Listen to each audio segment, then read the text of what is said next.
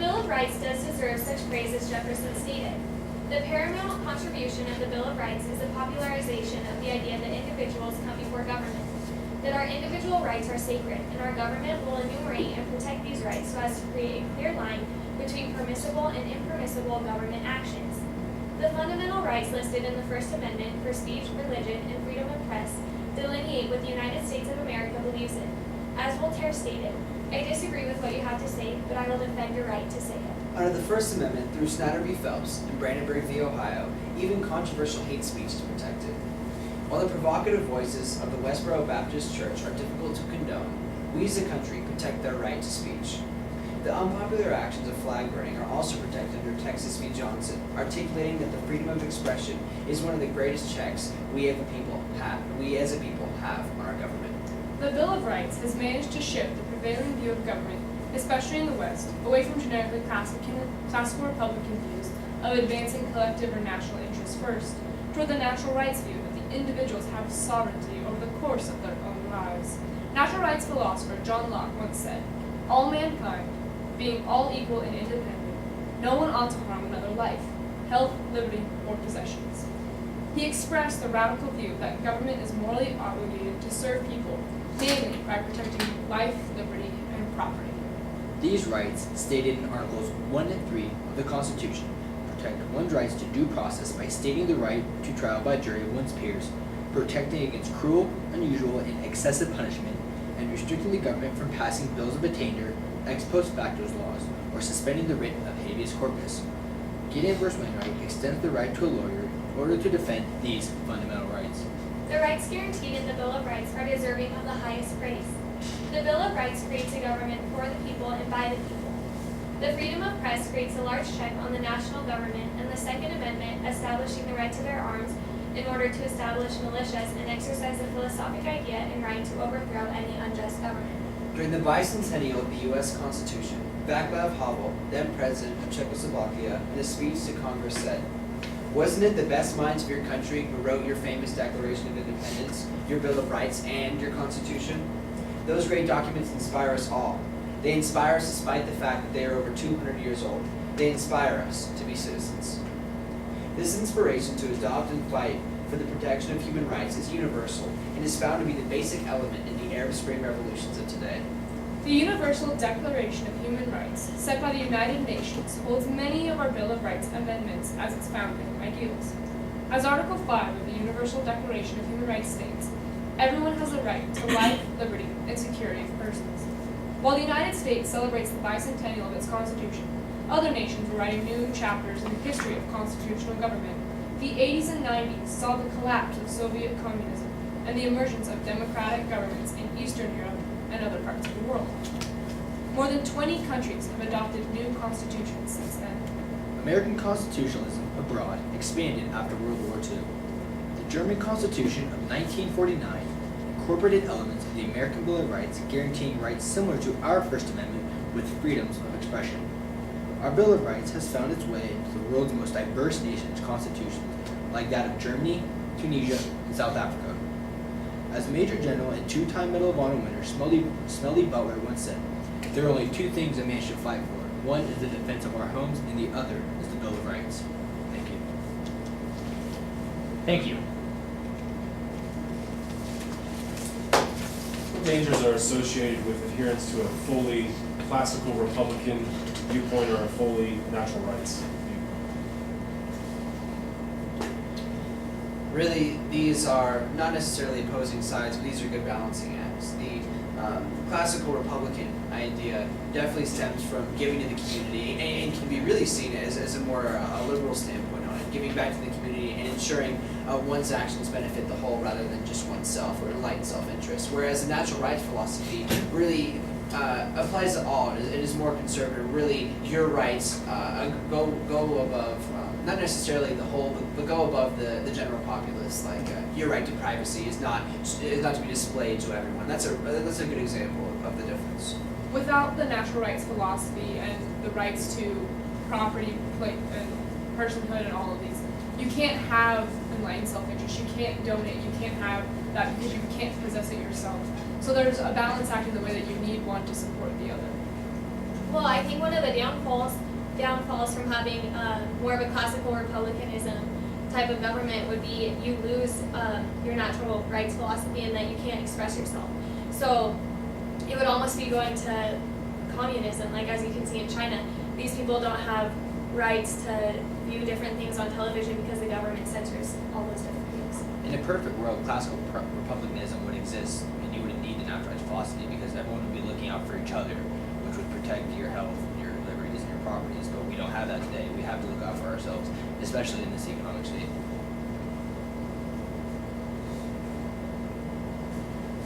Why has the words of the Second Amendment been so controversial?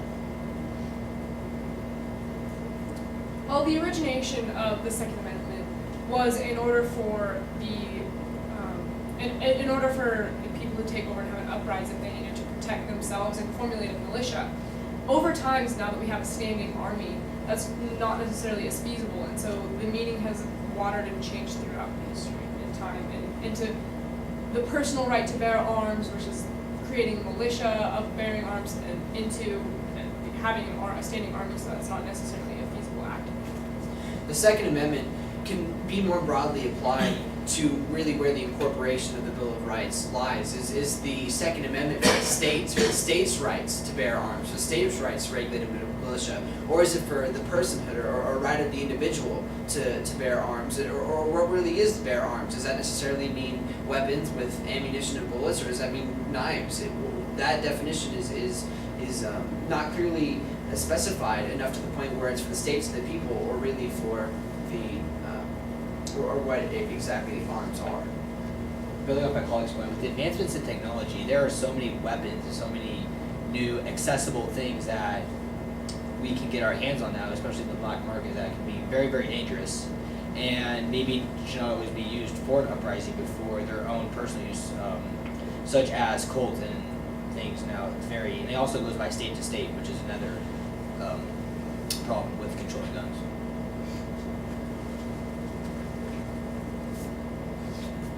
Should we adopt the Universal Declaration of Rights the same way we adopt the Bill of Rights? I mean, we're a member of the United Nations, we've adopted it, but it's kind of this document that doesn't have a whole lot of enforcement to it. Should the United States and the Supreme Court, more specifically, under the Supremacy Clause, really enact and look at this document in terms of the way we treat other countries, each other, and how far it goes into these protections of rights? Right. And your question gets to the heart of it. As you said, Article 6, Section 2, or Clause 2, gets to the heart that all treaties are law. So in a strict interpretation of the Constitution, one could say the Supreme Court should follow the Universal Declaration of Rights, but it's tough to say due to the fact that the United Nations does not have an enforcement power. So really what's left is the nations to enforce that. Since we have our own Bill of Rights, should we necessarily adopt the Universal Declaration of Rights, which is mainly based off ours? Yes and no. Should we always keep true to our values in war? Absolutely. But should we adopt another thing that could really be seen as a continuation of our more solid, more refined basis? No. I agree with my colleague Jordan. Since the Declaration of Human Rights was built off of our Bill of Rights, it would essentially be unnecessary for us to adopt a bill that, or a bill that doesn't have any enforcement power and that really isn't different from what we already have. And we don't apply our own Bill of Rights to other nations. So in that way, we should apply our beliefs that way, but we don't necessarily need to say that we're going to sign on to these treaties because we as a big boy in the United Nations don't necessarily like to agree with everything they do. I think it is important for the United States to take the Declaration of Human Rights into account and to maybe become that enforcement power, because I think just because it isn't enforced doesn't mean that we shouldn't live by it.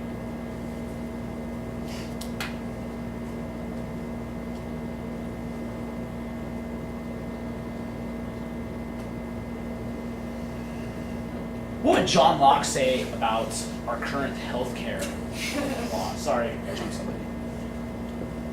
Sorry, could you repeat that? What would John Locke say about our current healthcare legislation, the Affordable Care Act?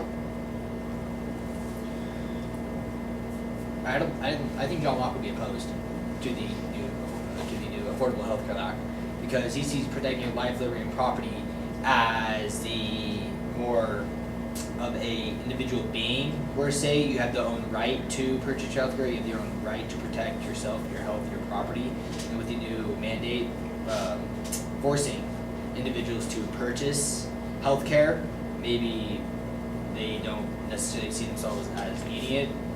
I don't think it'd be opposed. I agree with my colleague. Healthcare is a classical Republican idea in fact of intending to benefit all, or the natural rights philosophy stems from oneself and what's best for you as a person. And while this healthcare system would benefit the masses, it doesn't necessarily benefit the individual.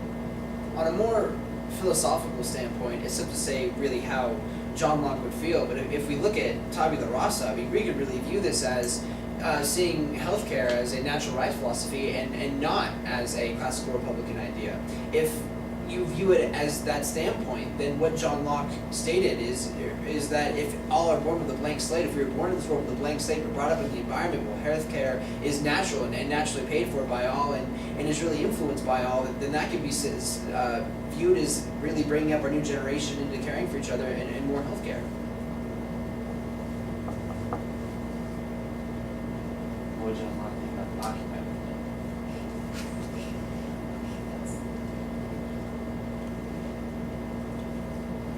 If we were to apply life, liberty, and property to the Occupy movement, well, as the Supreme Court ruled in Citizens United versus FEC, property and capital can now be used to sponsor your own candidates, and that's the number one really vendetta for the Occupy Wall Street movement. And if that is the interpretation held all the way through, then he would agree with it and potentially agree with the way our Supreme Court has ruled that property being used to benefit our voting system. I disagree with my colleague since while many of the Occupy movement participants do have a message that they're attempting to convey, many of them are scattered and don't necessarily have a defined message and a defined goal in the end. So it's difficult to apply their liberties that they're trying to gain when they don't necessarily have that decided for themselves. So they're confused, and while some of them may fall under life, liberty, and properties, some of them don't know what they're fighting for.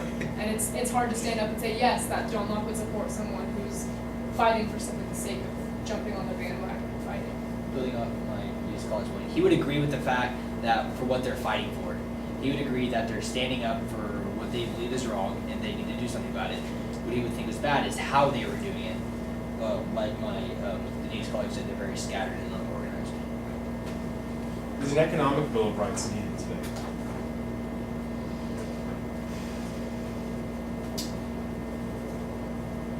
As we have a patient bill of rights for hospitals, and we also have a client-patient bill of rights for airlines and the way conduct should be conducted on airlines.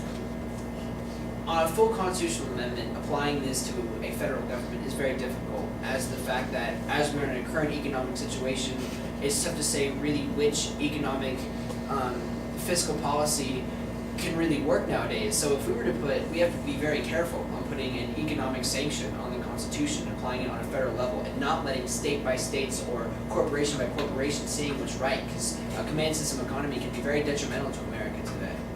You see states have certain bill of rights, or have certain economic bill of rights, such as in Colorado, where they have a taxpayers bill of rights, where it's going through a current lawsuit right now, where they're trying to take that away because it has to go through the people for taxes, and the people are automatically just saying no, we don't want to raise taxes, and that is really hurting the state of Colorado. Good. All right, I wrote it Congressman down. Skaggs, boom! Just get to it faster, right? It's Right there. the problem with it is it creates too much problems to raise revenue if we have to. That was great on that. Yeah, when we put it to a referendum in the Supreme Court, we voted no, but we still needed it. 342 on time. I would like you guys to give an example of Germany, Tunisia, or South Africa and how they model the Bill of Rights. When we read it in the first room, we read it at 355. I think you still can add one more sentence. Okay. So just one clause, just like Germany has this, which is followed with Tunisia. Just one Right. sentence. I think. Well, we already have perfect. Germany, so bring up Tunisia or South Africa. It's easy to The Center for Civic Ed has information on it because they've been very active in sending American teachers to other developing constitutional governments and teaching this, so they probably have some information. Questions 1 and 2. Examples. You guys were very philosophical and nothing tangible. City of Chicago versus McDonald. That's what I was looking for. Incorporated the Bill of Rights. That's what I was to looking for. Did you state- see me sitting here? I was like, God. And then the precedent to that was the year before was Heller versus DC. Okay. Okay, those are the cases you needed. I One more think time. City of Chicago versus McDonald. Okay. Yep. Rights. Here. And Heller versus DC. Okay. That was question 2, right? Yes. I think technology. Talk about that idea of an Uzi to go shoot a exactly. deer, That's what I was right? But you got to get that and say it. I mean, you make a good point and just kick it out, Kellen. Okay, kick it out. You have great kick it. What was the first case you said? City of Chicago beat. McDonald. Old McDonald had a farm. And then we have Heller DC. And the ruling in that. And the Though that incorporated the Second Amendment to states. The states cannot. Thank you. Yes, Thank you got there. That's what I I was. was looking for so hard. Okay, Yo, so we talked about that the other day in class too, and I was like, no. so said it's for states and people, right? Correct. Yeah. You talk about that idea of revolution and that Lockean idea of right to revolution is that militia idea. But I didn't We don't have to say go that. You didn't say I it. know. It's searching. This is. So that's really kind of what you were. Don't rush because we don't have to go anywhere else. Just that was what you were missing in that. The first question of natural rights versus classical republicanism. How is Bill of Rights natural rights philosophy? Article 6th Amendment, 5th Amendment, 4th. I mean, Right. you did never. You guys are so. You answered the question. Just not. Just not deep enough. Just no examples. You gave nothing tangible. Lockean idea of occupy. We need to know more about Locke. Okay, All we know that's is okay. life, liberty, property. Okay, I know it's This- like. Locke believes in the right to revolution. Right. That would have been. He believes in the right to revolution. He also believes in the right of people upholding the social contract.